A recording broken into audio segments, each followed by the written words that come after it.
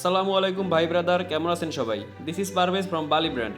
Thumbnail আর title দেখে আপনারা already বুঝে গেছেন আজকে কি নিয়ে কথা বলবো। তো সময় নষ্ট না করে মেইন টপিকে চলে যায়। 2015 সালের এপ্রিল মাসে বাজাজ তাদের পালসার লাইনারে প্রথম RS200 লঞ্চ করে। লঞ্চের পরপরই বাইকটি ভারতের মার্কেটে তুমুল জনপ্রিয়তা লাভ করে। সেই সুবাদে বাংলাদেশের বাইকাররাও এই বাইকটির জন্য অধীর অপেক্ষা করতেছিল। কিন্তু বাংলাদেশে সিসি লিমিট থাকার কারণে বাজাজ তখন এই বাইকটি বাংলাদেশে লঞ্চ করতে পারেনি। অবশেষে সিসি লিমিট কিছুটা বাড়িয়ে 372 করা হয়।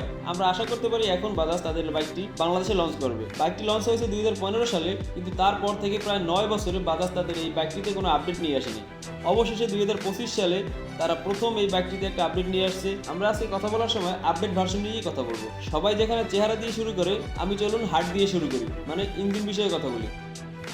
তো বাইকটিতে ব্যবহার করা হয়েছে 199.5 সিসির single cylinder 4 stroke liquid cooled FI engine. এই ইঞ্জিন থেকে সর্বোচ্চ পাওয়ার আউটপুট পাওয়া যায় 24.1 PS, যেটা আউটপুট নিতে হলে আপনাকে বাইকটি নিয়ে যেতে হবে 9750 RPM এ, এবং সর্বোচ্চ টর্ক উৎপাদন করতে পারে 18.7 নিউটন মিটার 8000 RPM এ। এবং এই পাওয়ার ট্রান্সমিশনের জন্য বাইকটিতে ব্যবহার করা হয়েছে 6 স্পিডের গিয়ারবক্স। এবারে ডিজাইন, যদিও ডিজাইন একটি সাবজেক্টিভ ব্যাপার, কিন্তু আমার পয়েন্ট অফ ভিউ থেকে বাইকটির অ্যাগ্রেসিভ লুক এবং মাস্কিউলার ডিজাইন আমার কাছে বেশ ভালো লেগেছে।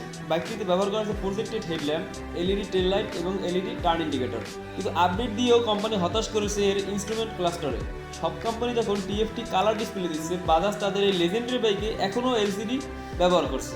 এটা ভাই খুবই হতাশাজনক। বাইকটিতে আপনি সর্বোচ্চ 13 লিটার ফুয়েল নিতে পারবেন, এবং বাইকটি থেকে মাইলেজ কোম্পানি ক্লেম করে 36 কিলোমিটার পার লিটার। কিন্তু কিছু ইন্ডিয়ান রিভিউ ঘাটাঘাটি করে যা বুঝতে পারলাম, আপনি বাইকটি থেকে 32 টু 38 কিলোমিটার পার লিটার অ্যাভারেজে মাইলেজ পেয়ে যাবেন। ইন্ডিয়াতে বাইকটিতে E2 ফুয়েল ব্যবহার করা হয়, কিন্তু বাংলাদেশে E2 গ্রেডের কোনো ফুয়েল নাই, তাই বাংলাদেশের মাইলেজ ডিফারেন্ট হতে পারে।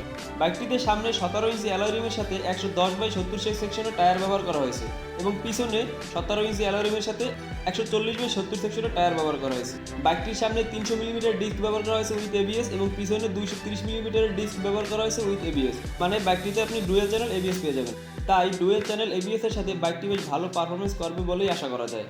আরেকটি হতাশাজনক ব্যাপার হলো সাসপেনশন। 9 বছর পরে 2025 সালে একটা আপডেট দিয়েও তারা ইউএসডি সাসপেনশন ব্যবহার করেনি।